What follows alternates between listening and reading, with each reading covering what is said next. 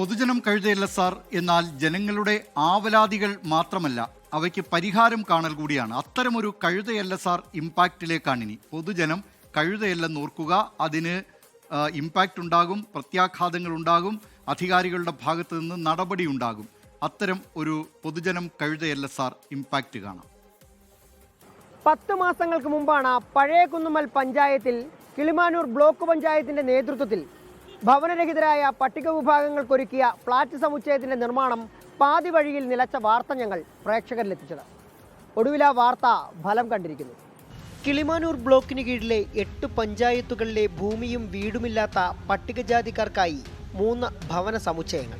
കുടിവെള്ളം, വൈദ്യുതി, പഠന സൗകര്യങ്ങൾ, വിനോദത്തിനും കായികാഭ്യാസങ്ങൾക്കും പ്രത്യേക ഇടം, ഇങ്ങനെ വിപുലമായ ക്രമീകരണങ്ങളോടെയായിരുന്നു നിർമ്മാണം.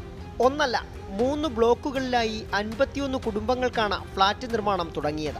എന്നാൽ പല കാരണങ്ങളാൽ നിർമ്മാണം പാതി വഴിയിൽ നിലച്ചു.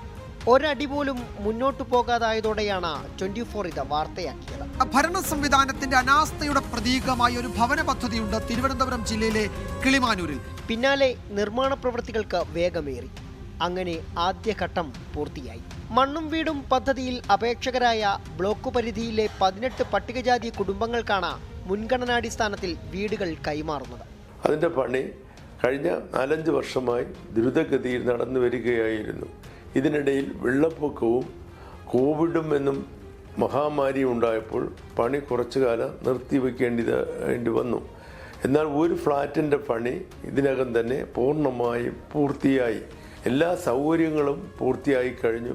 ഞാവേലിക്കോണത്ത് 64 ലക്ഷം രൂപ ചെലവഴിച്ച ബ്ലോക്ക് പഞ്ചായത്ത് വാങ്ങിയ 80 സെന്റ് പുരയിടത്തിലാണ് ഫ്ളാറ്റ് ഒരുക്കിയിട്ടുള്ളത്. 2017-18 സാമ്പത്തിക വർഷം ആരംഭിച്ച പദ്ധതിക്ക് 6,12 ലക്ഷം രൂപയാണ് ബ്ലോക്ക് പഞ്ചായത്ത് പ്രതീക്ഷിച്ചത്. കോസ്റ്റ്ഫോർഡിനാണ് നിർമ്മാണ കരാർ നൽകിയത്. അനുബന്ധ സൗകര്യങ്ങളും ചേർത്ത ഒരു കുടുംബത്തിന് താമസിക്കാനുള്ള ഫ്ളാറ്റിൽ 12 ലക്ഷം രൂപ ചെലവഴിച്ചിരിക്കുന്നു. ഞായറാഴ്ച വൈകിട്ട് 3 മണിക്ക് ബ്ലോക്ക് പഞ്ചായത്ത് ഹാളിൽ നടക്കുന്ന ചടങ്ങിൽ മന്ത്രി MP രാജേഷ് താക്കോൽദാനം നിർവഹിക്കും. വിവിധ പരിപാടികളോടെ ആഘോഷപൂർവ്വം ഫ്ളാറ്റിന്റെ ഉദ്ഘാടന ചടങ്ങ് നിർവഹിക്കാനാണ് തീരുമാനം. ആ 18 കുടുംബങ്ങൾക്ക് വീട് നൽകുന്നതിന് വേണ്ടിയുള്ള പഞ്ചായത്തുകളിൽ നിന്ന് കിട്ടിയ ഗ്രാമസഭ ലിസ്റ്റ് പ്രകാരം സെലക്ട് ചെയ്യുകയും അവർക്ക് ആ വീട് അനുമതി പത്രം കൊടുക്കുകയും ചെയ്തു.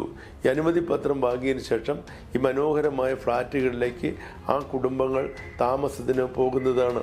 ഉടമസ്ഥാവകാശം ബ്ലോക്ക് പഞ്ചായത്തിൽ നിലനിർത്തിയാകും ഫ്ളാറ്റുകൾ കൈമാറുക.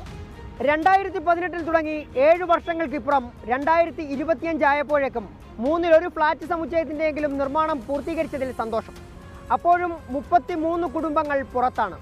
അവർക്കും ഇവിടെ അന്തിയുറങ്ങാൻ കിടപ്പാടം ഒരുക്കണം. ക്യാമറമാൻ രാജ്കിരണിനും മണിക്കൂട്ടനുമൊപ്പം സുജിത് സുരേന്ദ്രൻ, 24 തിരുവനന്തപുരം. പൊതുജനം കഴുതയല്ല സാർ. ലോകത്തെവിടെയായാലും ഏത് സമയത്തും 24 വാർത്തകളും ഓഗ്മെന്റഡ് റിയാലിറ്റി പാക്കേജുകളും എക്സ്പ്ലെയിനറുകളും വിശദമായി കാണാൻ ഞങ്ങളുടെ YouTube ചാനൽ നിങ്ങൾക്ക് സബ്സ്ക്രൈബ് ചെയ്യാം.